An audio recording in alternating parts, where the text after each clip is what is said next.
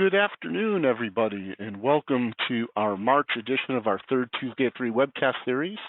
Today's topic is Beyond Backup.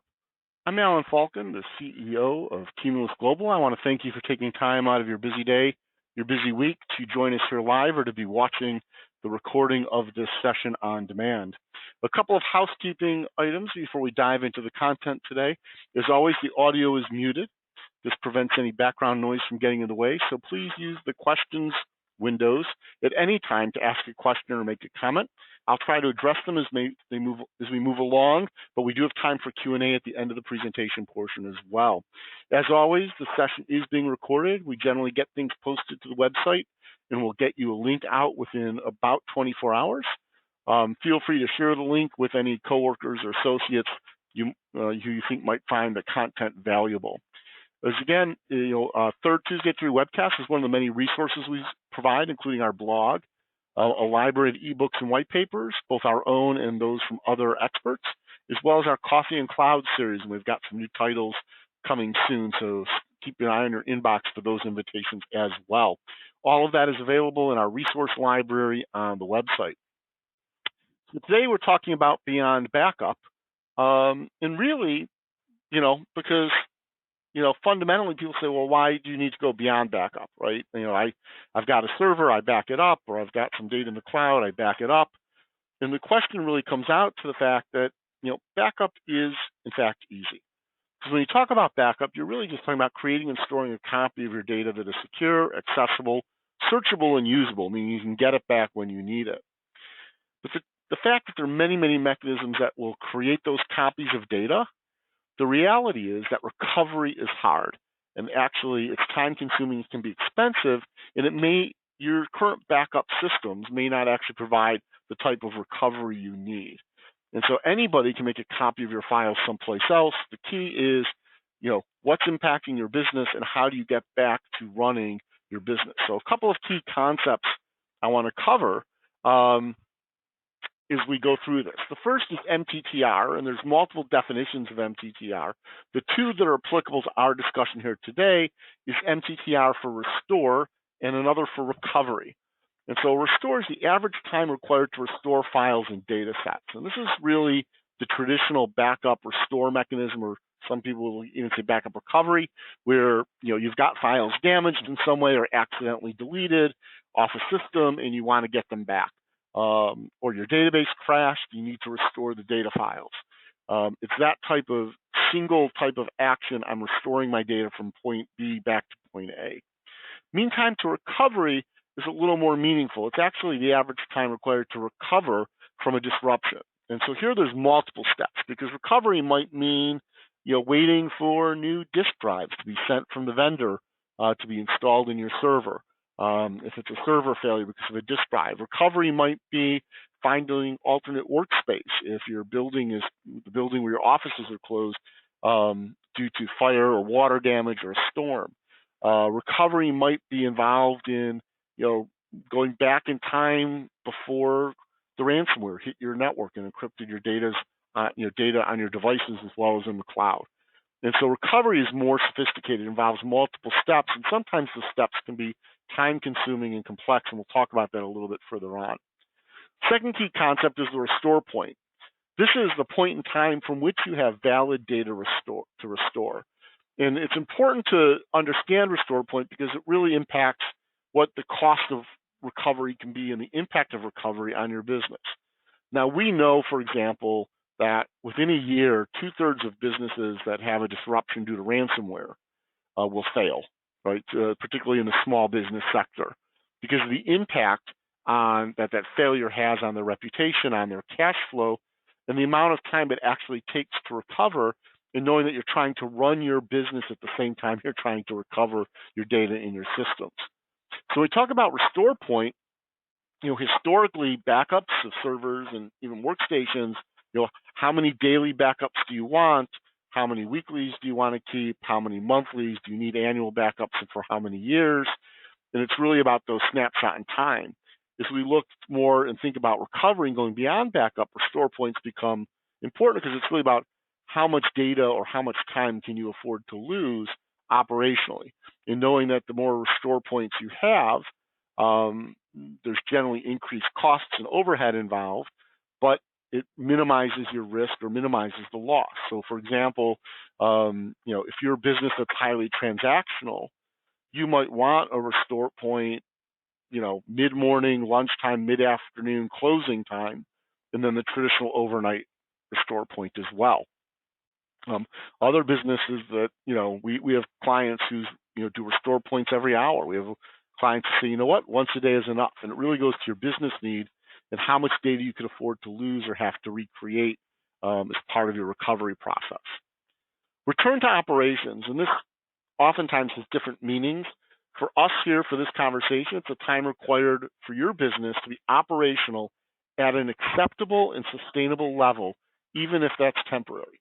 And the reason I define it this way is because, disasters can happen, and you can get some of your systems up and running and be able to run your business in a sustainable way for a couple weeks. Some mix of paper processing, and some of your available computer systems, but not all of them. So, a lot of businesses will look at return to operations and assume it's normal, but no, particularly with recovery now and the issues around ransomware, security, and cyber insurance, return to operations means you can get your business up and running in a way where the overhead or additional cost or effort is manageable, and you can sustain that until whatever mechanisms need to be repaired, replaced, recovered, so that you can return to normal operations. And that's our final definition, RTNO, or return to normal operations. And that's the time required to return to however your business was running pre-incident, right? So if you're, and here's, some other examples, right? Your accounting server crashes and you can't access your accounting system. Return to operations might mean, hey, you track expenses and you have to manually create invoices using spreadsheets for a period of time, or track billable activities in a spreadsheet for a period of time. That's sustainable, knowing that your system hopefully will be up by the end of the month when you can do your invoicing. Whereas return to normal operations is that your system's back up and running, the data's been restored, the missing data has been replaced, data that's been created since you had your incident has been added, and you're ready to run your monthly invoices and start working and acting normally. And so there are two different things, and we'll talk about how each of these impact decisions and what in your roadmap for protecting your business as we go through the rest of the session here today. So the business need for recovery is changing, right? And it continues to evolve. And when we think about backup and recovery, or backup restore, or some people use the term BCDR for business continuity disaster recovery, there's some traditional mechanisms that we look at. And it's, one is system failure. Your hard disk crashes on your server, a network card goes bad and the server's offline, and so you can get replacement parts.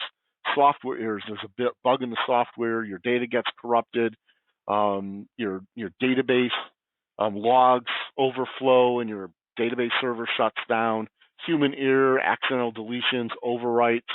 And then there are the external events. And these can be weather events and natural disasters or a power issue.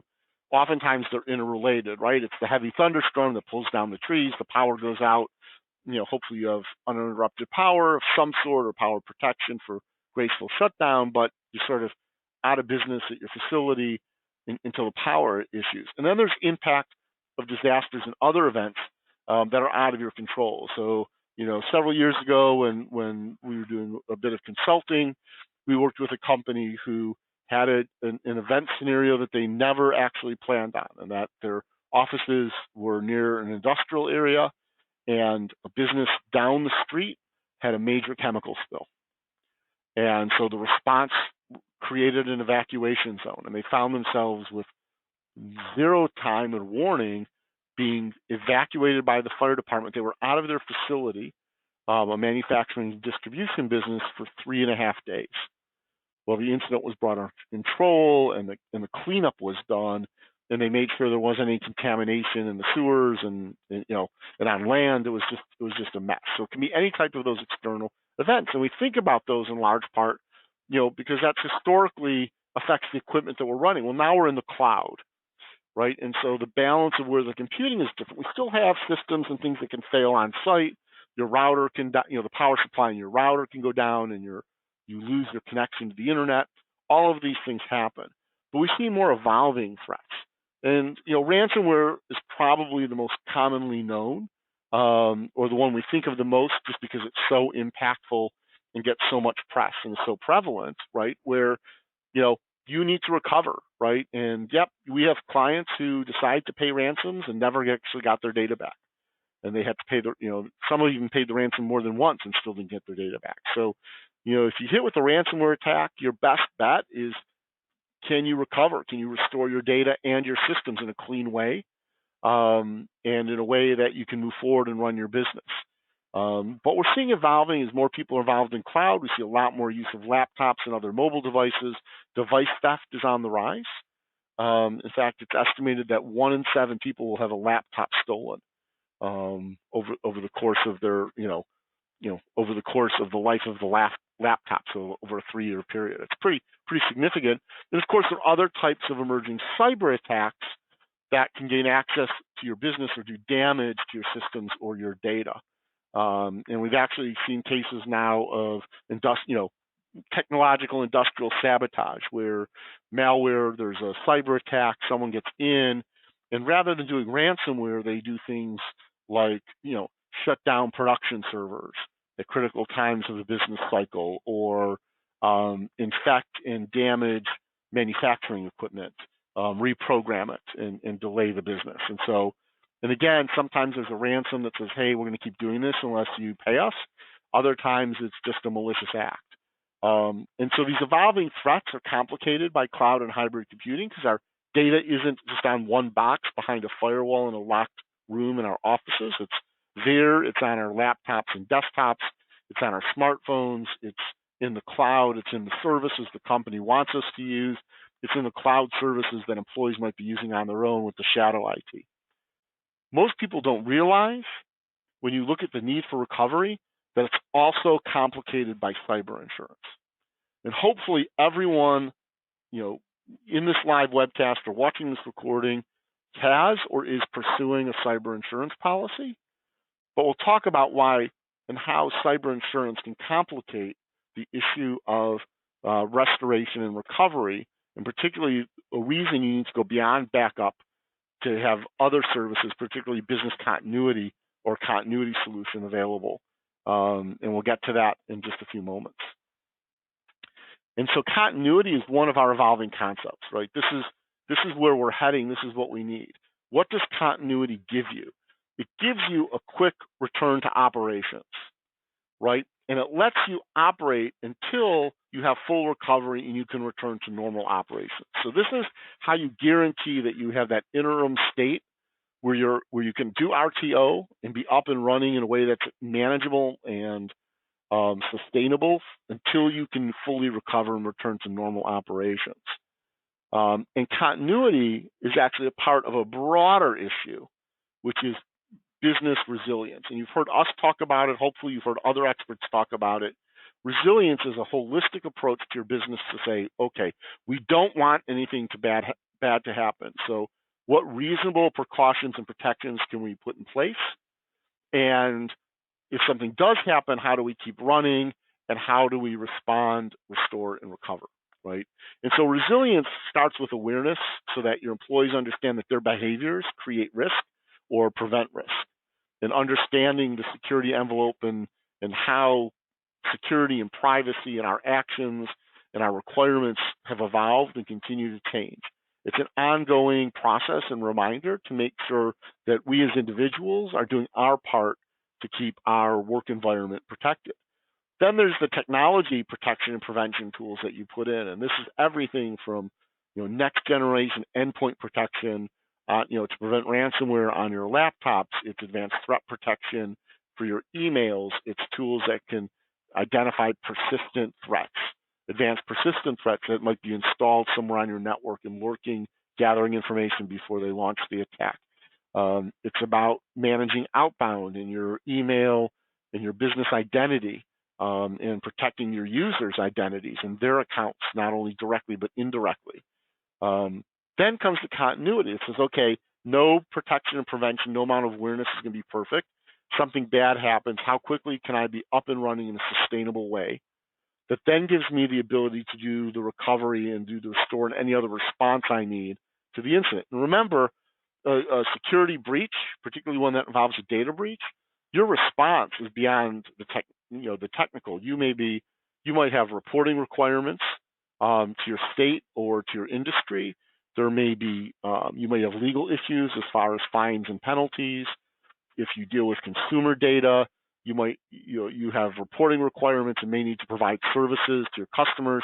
There's a marketing piece, so people understand what happens in a way that you protect and maintain your reputation as a trusted business.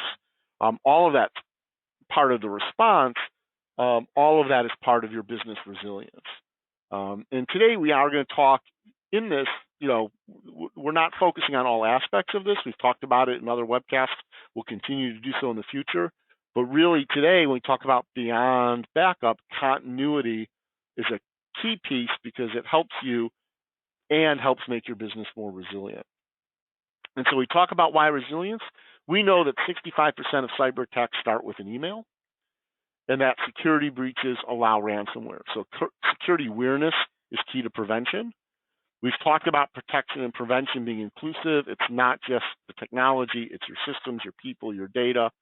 And the understanding that with resilience, you recognize that you need to be able to return to operating your business probably before you can return to normal operations. And again, there's a two-step, I don't even want to say two-step, there's a two-milestone process, right? One saying, oh my goodness, something bad's happened.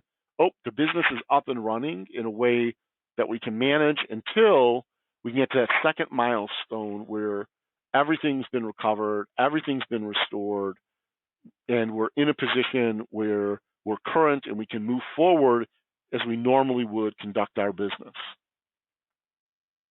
And so when we look at the impact of a cyber attack, which is really driving this, right now for organizations that have a robust process and robust systems in place, the impact of a cyber attack, return to normal operations, the average time frame is 21 days. From the time of infection or attack, it can take up to 2 days to actually identify and analyze what's happened, which tells you how to clean up and how to fight it. You're looking at, on average, a period of 12 to 18 days to investigate in forensics work, and then 5 to 7 days in recovery and restoration. And you think, well, gee, I don't want to do, and that gets you to your return to normal operations. And you're thinking, gee, I don't want to do a forensics investigation. It's going to take a lot of time. Let me just have, identify what's wrong, know how to recover, recover my systems, restore my data, put in any data that's, been generated in the interim while I'm working on paper, whatever, and get back to normal more quickly. You might not have that option, and that's where cyber insurance comes into play, and we'll talk about that in a second. Here we go. Cyber insurance, a couple of key things about that. It's good to have. It can mitigate your losses, and it can financially save your business. Like any good thing, it comes with expectations and strings attached. The first expectation is that if you're filing a claim, there's generally some level of authorization required before you can spend against that claim, right? So there will be a period of time where you will say, we got hit by an attack, I've got to file a claim, my insurance company has to respond, and we have to ask to start spending money to do A, B, C, and D, and they have to say yes. And maybe that's an hour, maybe that's 4 hours, maybe it's 6 business hours that spans the afternoon and half of the next day before you can do any spending and any action. The next thing that we've learned, particularly when it comes to actually getting paid on your claim, is expect to prove yourself. We all know that when we get cyber insurance, the insurance company, the agent, whomever is providing us the checklists. Do you do X? Do you have strong passwords? Do you force password changes every 90 days? Do you have advanced threat protection? Are your systems updated on a regular basis? Do you have policies and procedures in place? And so we go through those checklists and we say, yes, we do, maybe not, or we do, but it's a little different. Here's how we do it. We're seeing more and more now that when companies are making cyber insurance claims, the underwriters, the carriers are coming back and saying, hey, you filled out this checklist and you still had a breach. Show us, that you're actually doing these 3 things out of 7 that you claim to do. They might ask you to show all 7. They might ask you to show 1, but we're seeing an increasing amount of, okay, you're making a claim, but you said you do all these best practices, or most of them, whatever. You're making a claim. Show us that you're actually doing what you said you were doing, because if not, we're going to deny your claim. And that can delay things by a couple of days in and of itself. The third aspect is expect to be frozen. What do I mean about this? The insurance companies, in order to pay your claim, may say that you need to do a forensics investigation. And they may actually require you to go so far as to file a criminal report with your local law enforcement agency or with the FBI.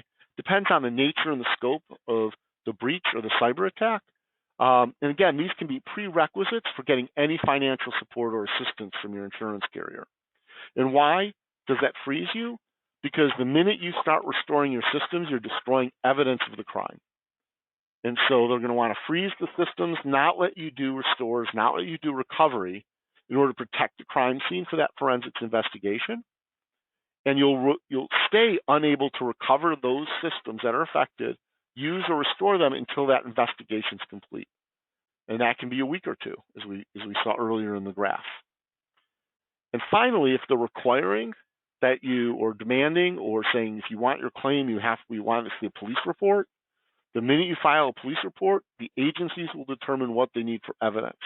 And yes, we're aware of companies whose cyber insurance company said we need you to file a police report, and the police report, the detectives came out with their forensic unit, and they're like, okay, which system do you think started this? And the customer said, oh, it's one of these 3, and the police powered them off and packed them up and took them away for evidence and for forensics analysis.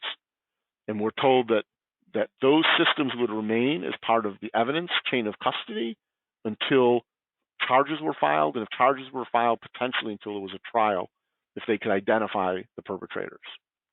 Okay, so expect to be frozen.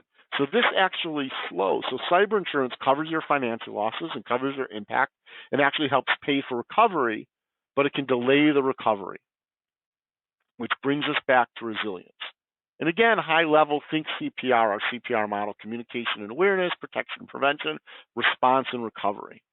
But we talk about resilience, we want to protect everything, right? Your systems, your devices, your data, and your people. And we'll get into a roadmap of how we do that in a few moments. And be able to not just restore, but to continue operating as you recover. And this is sort of the basis of our beyond backup, our recovery roadmap, right? And the first question to ask yourself is, what are your risks, right? We talked about hardware and software failure, file and database restores. You fix that with continuity services as well. You can minimize your risk, not only for servers, but we're talking about end user devices here today. What are your risks? Ransomware, probably the #1 risk to small and mid-sized businesses right now. So what do you want in your roadmap? You want to be able to restore those files and data. You want to be able to restore entire systems. And you want the backups themselves protected from crypto locking. More and more frequently, we've seen situations where people are doing backups of their data, whether it's in the cloud or on physical servers, using a backup system that itself runs on a Windows server or a Windows environment, a Windows server environment. And cyber attackers now will attack the backup server first. They'll render it useless before spreading the virus and the ransomware across the organization. So you need a backup recovery solution and a backup restore solutions that are protected from crypto locking, that aren't running an environment that makes them accessible to hackers and ransomware themselves. Other risks might be events and natural disasters. To get around those, obviously, we talked about continuing continuity services and remote access into your environment, or migrating from on-premise into the cloud, where what's happening at your physical work location may, the impact is minimal if that location's closed for your knowledge workers. Obviously, if your building's shut down, because of a disaster and you're a manufacturer or you do distribution, you can't run your assembly line, you can't run your warehouse, but for businesses, the knowledge workers, if everything's in the cloud, it doesn't matter if your office is closed. People can work from home, they can work from other locations, you can relocate people to another city if you had to, and they'd be able to do their work. And so that, remote access, whether it's into your environment, which is one tier, or even better, it's to the cloud, provides a recovery mechanism, as do the continuity services that let you not just restore your data, but bring your systems up and get them running in a way that you can use them. Second part of building your roadmap is selecting your recovery objectives. Which systems, apps, data, and people are critical? And you notice I'm talking about people too. You might think, well, my executive team. Well, what about your frontline salespeople? What about key service personnel? All of those come into play. It's not just the servers or the cloud-based services. What about your laptops and devices that people are carrying? What happens if the failure is there or it impacts it? And not just your data, do you have customer data that you're holding that you need to keep confidential and proprietary? And this can be based on the nature of your business, right? So customer data could be purchase transactions and history that you need for invoicing. But hey, if you're a creative agency, customer data is the ad campaign you're building or the marketing campaign. And just because you're having system troubles doesn't mean your client doesn't still want access to the work you're doing for them, right? Second part of recovery objectives is how much time can you afford to lose? Is the restore point once a day enough? Is that sufficient? Or should it be every 4 hours or every 2 hours or some different mechanism? And that really goes to what's your acceptable metrics. How quickly do you need to return to operations, and how quickly do you need to return to normal operations? What's the financial impact, the reputation impact, the business operating impact? And that can be hours in terms of hours, days, or weeks, as far as what your expectations are and what's acceptable to you and your business. And it's not just big businesses either. It was working with a solopreneur a couple weeks ago, contacted us because the hard disk controller that's embedded in the motherboard of their laptop failed. And they knew it because they had already spent 6 hours on the phone with the manufacturer and were realizing that the system's out of warranty, and to have the entire to ship the computer in and have the motherboard replaced and shipped back would be 3 to 6 business days if they paid for overnight shipping in both directions. Now, this is a solopreneur. Their entire work and life was on that laptop, right? So how important is it for them to return to operations quickly? Now, you could say, gee, if I could return to operations some way, and in a way that's reasonable, I could take the week it takes to fix the unit, or the 3 days it's going to take to take delivery of a new laptop and get it loaded up and configured and restore and get all my data restored to it, right? So that return to normal operations for this individual, if you have a quick return to operations of some sort, then the return to normal operations becomes a little less rushed and a little less critical. But for this person, they were dead in the water. They couldn't do client meetings. They couldn't do any work for their clients. They couldn't do invoicing. Totally embarrassing for them. While they're waiting on hold with the manufacturer trying to figure out what's wrong with the machine, they're on another phone canceling meetings with clients in billable hours, right? She was in a total panic. And so for this environment, at the end of this, she realized that she needed an RTO of less than an hour or two so she could be up and running and not miss meetings, or maybe only miss one. And then once you could be operating again, then the normal operations could be a week, and that'd be fine for her to get back to normal, right? She knows she'd have to work extra hours and maybe cancel personal plans, but she could manage her business well enough until her system was fixed or it could be replaced, right? A larger company, it all depends. Maybe you can have a one-day RTO and you can afford to be down and unavailable or out of commission for a day. It really depends. And so it's understanding those two metrics and what you want and what you need for your business. And the downside, not just in terms of lost revenue, but inconvenience, loss of reputation, relationships. It all comes into play. The third component is asking these questions. Can you, restore a file or data set within the needed time frame? Can you, operate key systems while restore and recovery efforts continue? And can you meet those RTO and RTNO objectives?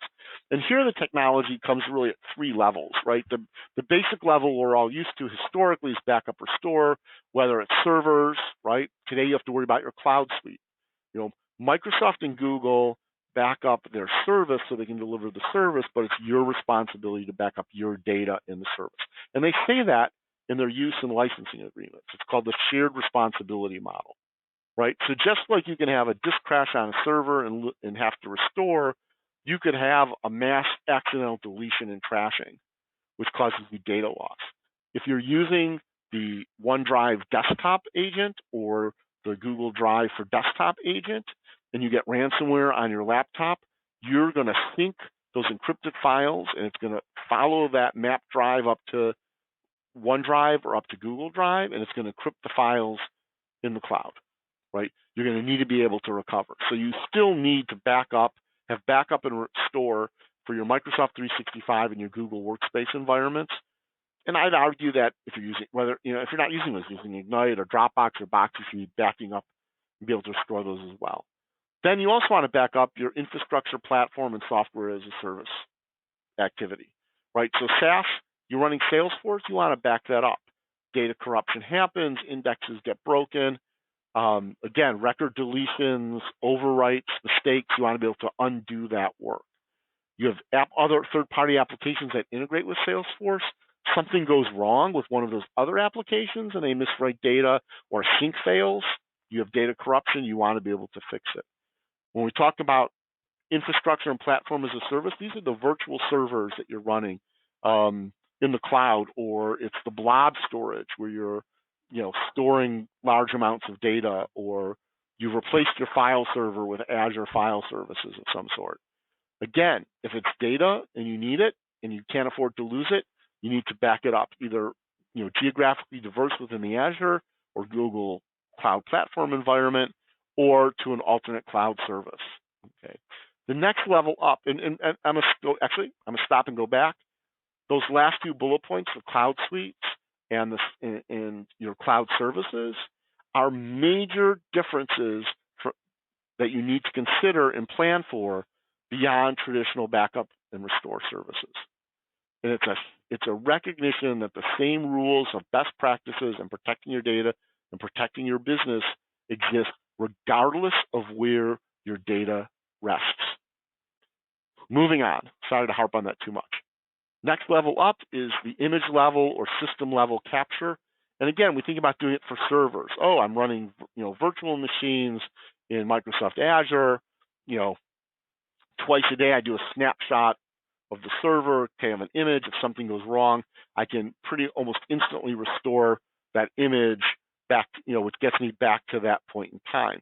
And it's a great way for recovery. It lets you change hardware and do what's known as a bare metal restore. So if you have an on-premise server and the hardware fails, or you've got a hosted server in a data center that's dedicated and the hardware fails, you can put in new hardware and do that image level bare metal restore and be back up and running quickly. We talk about the need for image and system level capture in desktops and laptops, and probably more so laptops. Why?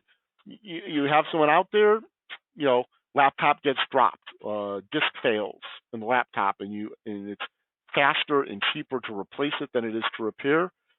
How quickly can you restore that system? Not just get the data on, but get the apps installed and the profiles. Image level capture lets you do that. We know that in larger organizations, they'll come up with standard images for the desktop. So whether they're fixing a machine or resetting it or installing a new machine, it's quick to deploy. It takes less time and effort, an hour or two instead of a day or two to rebuild the system. The next level up is when we get into continuity. And continuity in this context here means that you have the ability, whether it's servers or PC, whether you need to do it on-premise or via a cloud data center or cloud service, that you have the ability to take an image or system level capture and get it up and running on an alternate device or an alternate server. So for example, we offer a variety of solutions here, one of which, there is an appliance that sits in your computer room for your on-premise servers. And if one of your servers fails, in addition to doing your file level backup and having that local restore, which is faster than coming down from the cloud, you can spin up an image of that failed server with the bad disk on that appliance and use it. It may run, depending on how we configure it, may not run at full speed. It's a cost performance issue, right? Always a decision there. But you'll be able to be up and running, get that server up and running on your network as if it had never failed, in a way that you can then offline get the hardware replaced, rebuild the server, and switch back, right? That same service lets you spin up that server in a cloud data center and connect to it securely. And in doing that, that says, hey, look, we've got a couple servers still on premise. Most of our stuff's in the cloud. Sprinkler head breaks, floods the computer room, where it's going to take 3 days for the restoration folks to dry it out and replace drywall and light fixtures and all that fun stuff. And once they do, we can put in, the new server should arrive. We can build them. What do we do in the meantime? We can't use the facility. We can't use the room. We're going to spin up those servers in a cloud. They'll run as if they're running locally. We can connect to them securely. And again, return to operation. Not normal, but return to operation in a way that lets the business keep running. We do the same thing for PCs, and now even more so laptops, right? Because even though we say, hey, we're in the cloud, that's where all our data is supposed to be, the fact is there's still going to be some data resident on your laptop or on your desktop system. And the continuity services capture that image as well, which means if something catastrophic happens hardware-wise, you can radically reduce your return to operation time frame, so that you can return to operation, then execute the repairs, and get back to normal operations rather than waiting to go from 0 to normal operations in one step, where your laptop, your device, you could be out of commission for 2, 3, 4, 7 days or more. And so we look at the recovery roadmap and we sort of follow this through. Step 1, let's check your backup and restore.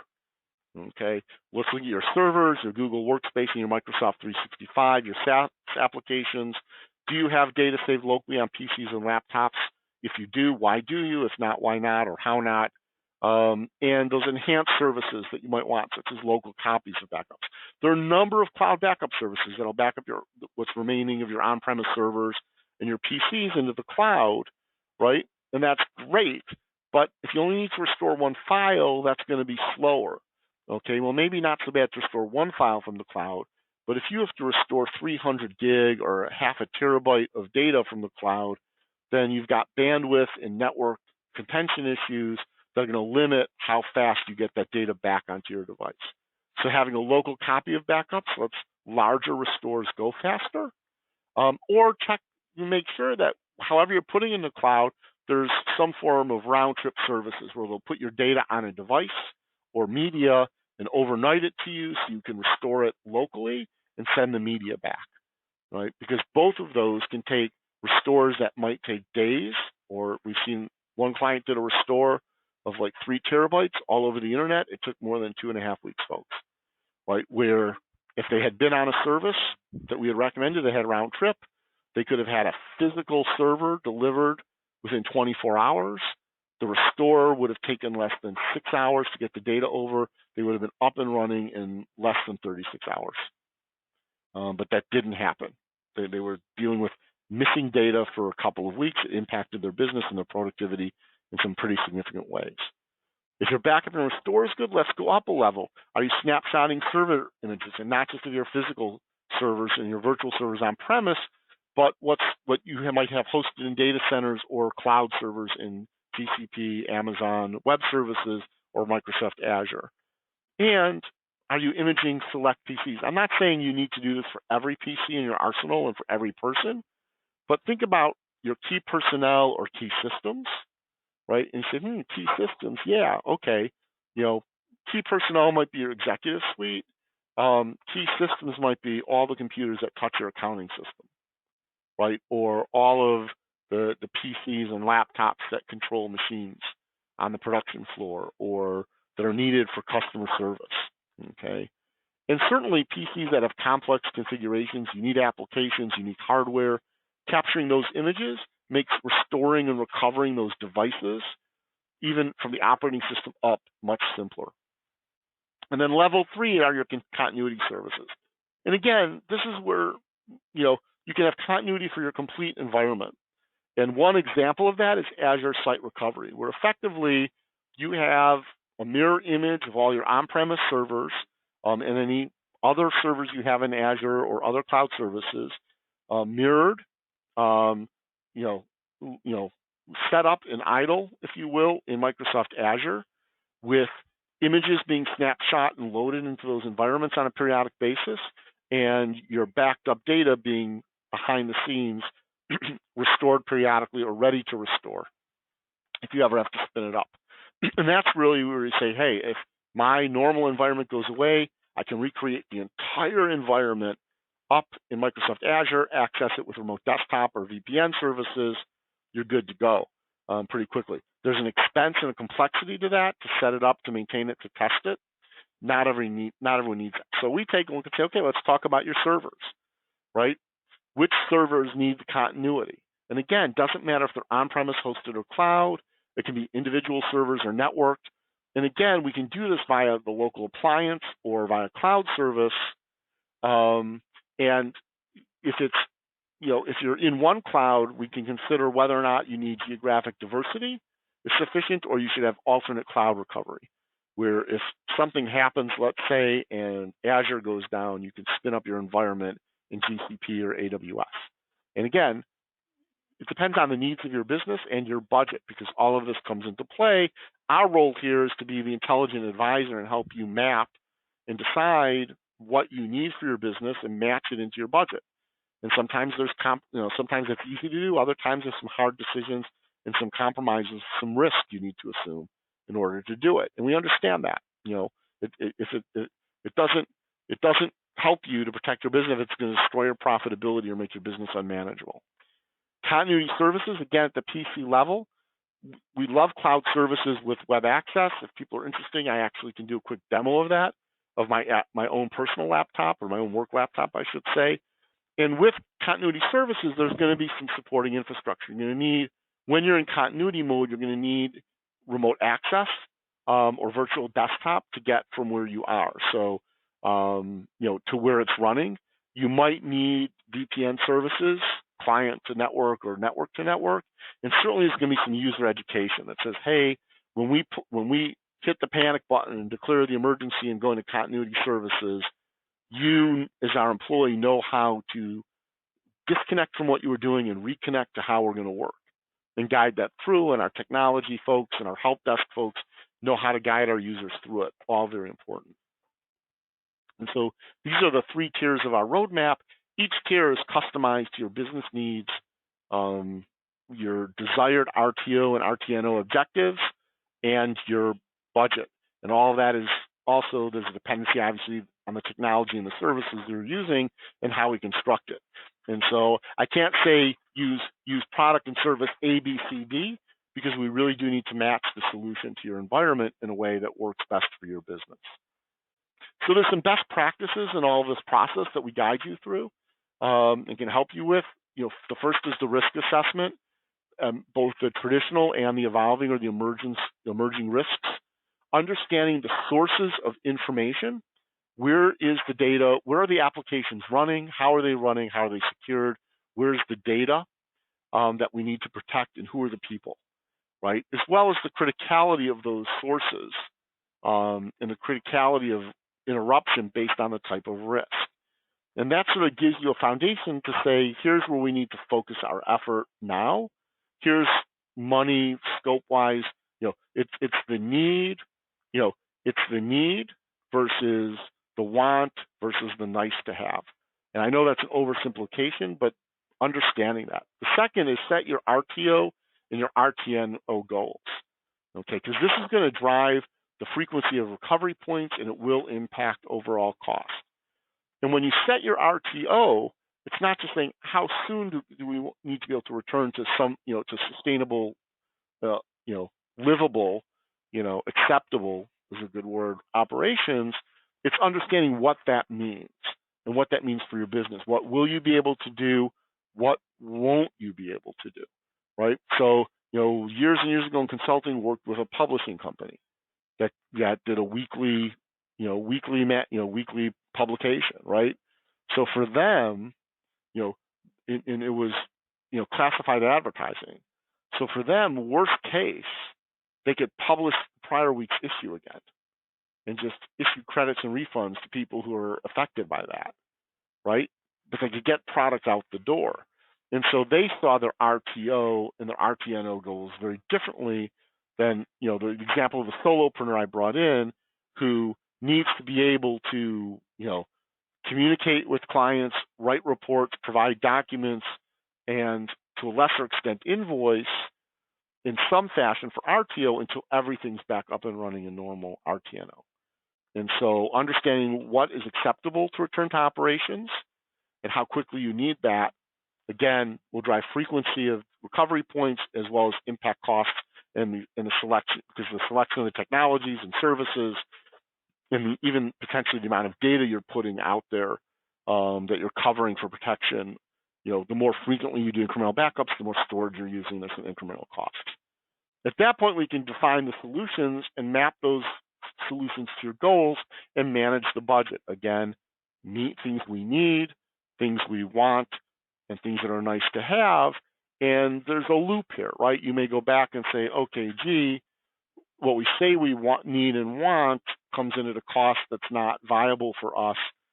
We're rethinking our needs and the balance of risk. Some of what we said we need or really wants, we can hold off on that, or we can accept,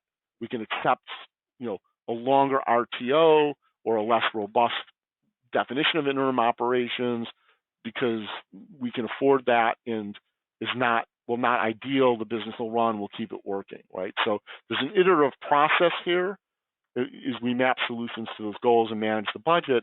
And then what often people forget is once you're up and running, you need to test and verify, right? You actually have to, recently for my house, we bought a portable generator. We don't need a whole house generator. We need a couple of things to make sure they stay running, right? Well, great. The guy came, he installed it, we ran it. We should be doing the drill, right? We should say, okay, let's pretend the power went out. Turn off the main breaker, fire up the generator, turn all the circuits off, turn on the ones we need, make sure everything's working, we know what to do, right? So that in a crisis, we're not figuring it out, right? We also want to make sure that it's working, right? That the things we think are going to be powered on and functioning actually do in a controlled environment. So the testing and the verifying isn't just to make sure it works, it also is to make sure we know how it works and what steps we're going to need to take in case of emergency, so we're not figuring it out on the fly, we're not skipping steps, we're not making mistakes that will hurt how long it takes to get to operations or to return to normal operations.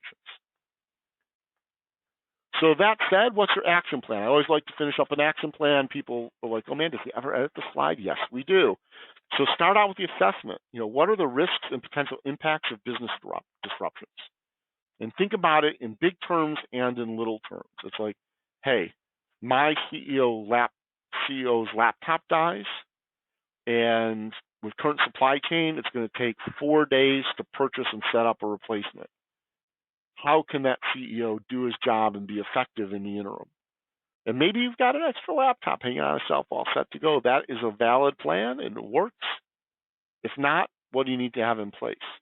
And assess the cost and effort to recover, understanding the risks and impact of the business. Because the risk and impact of the business disruptions are both hard dollars and soft dollars. There's opportunity cost, there's reputation, there's workflow, there's impact on employees that says, hey, we were down for 2 days because of this. We need you to work overtime to help us catch up.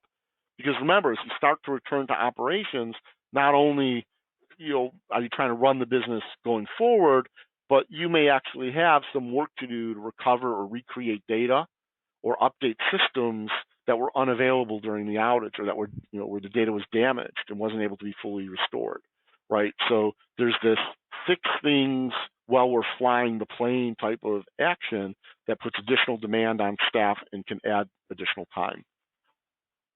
So then you get to define the value proposition, understand not only the benefits of moving forward, but the impact of inaction. And then, we help you plan, manage that change, and execute definitely in phases. At this point, hopefully I'm doing a good job here because we haven't any questions, but I do want to open the floor. And before I start going through the Q&A, this is the session, the point in the webcast where we generally stop the recording. For the folks on demand, if you're on demand and you have any questions, here's the best way to contact us, info@cumulusglobal.com. You can contact me personally as well, Falcon@cumulusglobal.com. My number's there, don't call it. I'm bad about answering the phone when I'm busy. I'm horrible about returning voice messages, so send me an email. Myself or a member of my team will get back to you quickly. We can answer any questions you have. So for those watching on the webcast, I want to thank you for joining us and doing so, and we look forward to helping you and making sure that your business is protected beyond backup, that you can continue your operations in a successful and productive way.